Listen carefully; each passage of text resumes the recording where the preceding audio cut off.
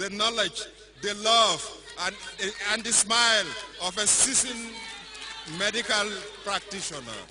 Medical history has noted you and your contribution to this noble field of medicine, as we all salute you, sir.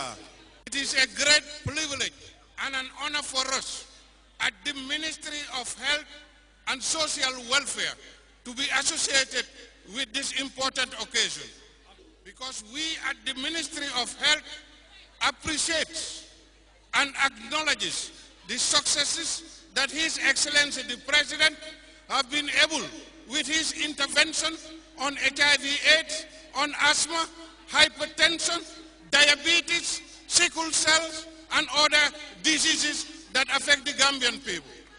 Your Excellency, your intervention in the treatment of these diseases has strengthened the public health service system in this country. We would all agree that this is a victory not only for His Excellency the President, not only for the Gambian people, not only for those who went through the treatment program, but indeed for Africa and for the world.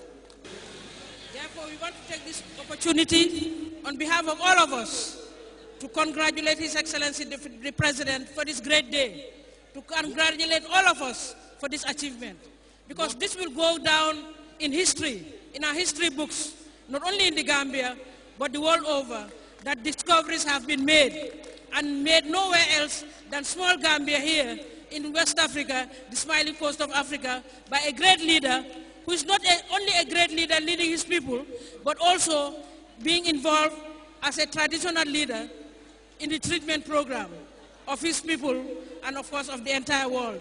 For His Excellency the President, Professor Dr. Alhaji Yahya Jammeh, the moment was not for him, but for the men and women behind the scene.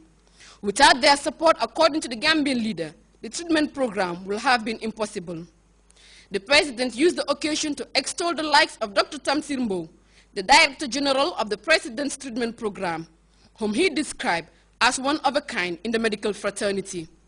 The late Alhaji Mamadou Sanyang and Ansumane Jammeh, who were the first to believe and support his treatment since inception. I also want to thank my team, a very formidable team, a very patriotic team, and a humanitarian group. They are a unique set of Gambians. Why? You should be interested to know that since that day in January, 6 years ago, up to today, no member of my staff has ever gone on leave. Therefore, Director General Mbow, Dr. Ansu Jammeh, the nurses, the drivers, and those who go to the forest to get the medicine, I owe you a debt of gratitude. The Gambian leader went further to thank all those who have supported his treatment program, especially the Gambian populace, saying their support and solidarity with him is driving force behind the success of his treatment, and thus he will never relent in his crusade as long as the resources are within reach. For the Gambians, and for the Africans, and for the human race, if it is within my powers to eliminate suffering, I will do it no matter who is concerned. Be it suffering from illness or poverty or whatever it is. Today, we are so advanced in our treatment that I can tell you with confidence that if you come with HIV/AIDS, we laugh because we can take care of it. Sickle cell, ulcer, you come with that, we give you 1 month, you go home a free person. The climax of the celebration came when a group of musicians dedicated a song to the late Alhaji Mamadou Sanyang, a patriotic, dedicated and hard-working supporter of the Gambian leader, a man who till his death has worked to strengthen the president's cause.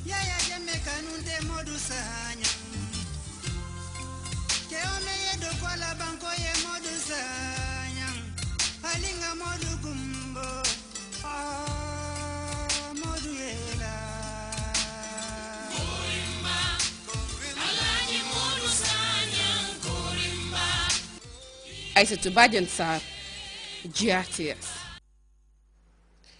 The Minister of Basic and Secondary Education has bagged an honorary doctorate degree from the University of Huddersfield in the United Kingdom. The conferment of the award was disclosed at the launch of the University of Huddersfield Alumni Gambian chapter. We have more on this report by Famara Fofana. Past students of the University of Huddersfield were joined by government ministers and visiting officials of the reputable UK university to mark the launch of the Huddersfield Alumni Gambia branch. Idrissa Koli, acting director of the National Training Authority, described the launch of the association as an opportunity to establishing a link between the university and its Gambian alumni. More importantly, we hope to interact and exchange ideas with a view to have a good grasp of what is on the ground to be offered by the University of Huddersfield and the alumni. Officials of the university spoke of the fruitful relations the university has with the Gambia, a relationship that has spanned for more than 40 years. I know the relationship between the Gambia and the University of Huddersfield goes back over 40 years. And as a university, we have been honoured to have been able to work with you and to have supported your efforts.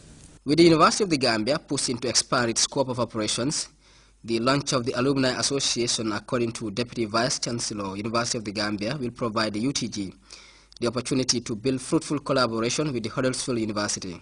So I think we are ready to collaborate with this university in areas of staff development, in areas of students exchange. The partnership between Huddersfield University and the Gambia, Dr. Anne Harris says, is stimulated and sustained by a shared belief in the value of education, adding their alumni's dedication to study and obvious resolve to use their careers to partake in the advancement of the country. Relationship between the Gambia and the University of Huddersfield. This is a collaboration which has been stimulated and sustained by a shared belief in the value of education, a shared determination. Dr. Ann later announced the conferment of an honorary doctorate degree on the Minister of Basic and Secondary Education, who graduated with a BA in Vocational and Technical Education and subsequently bagged a Master's in Education from the university. Her success as a student and the success in her career were remarkable, according to Dr. Ann. But it is therefore a special and particular privilege to be able to announce the award of an honorary doctorate from the University of Huddersfield to the Gambian Minister of Basic and Secondary Education. Her achievements as a student were commendable, but as an alumna, her success in her career has been remarkable and of particular esteem. By promoting and strategically developing basic, secondary and higher education, she has made the most significant and fundamental of contributions to her country.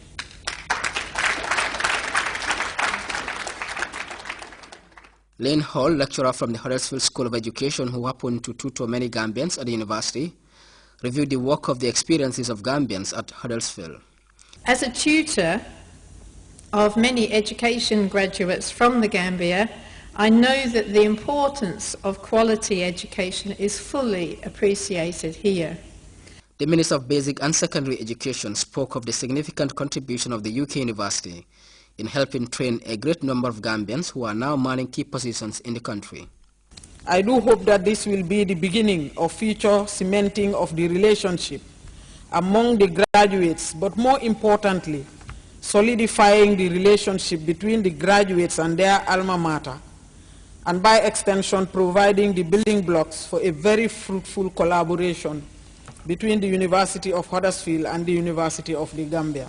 The official launch of the Huddersfield Alumni Association is expected to inject greater awareness of the university's activities, particularly aspiring Gambians with ambitions to study at the reputable university. Famara Fofana, Grts. The University of the Gambia has opened its doors to 530 new intakes at an orientation ceremony held at the Gambia College Auditorium. Heads of the various departments and schools under the UTG welcomed the new cohort of students and gave them an insight into the workings of the country's highest learning institution. Babukar Senghor tells us more. The University of the Gambia continues to attract more students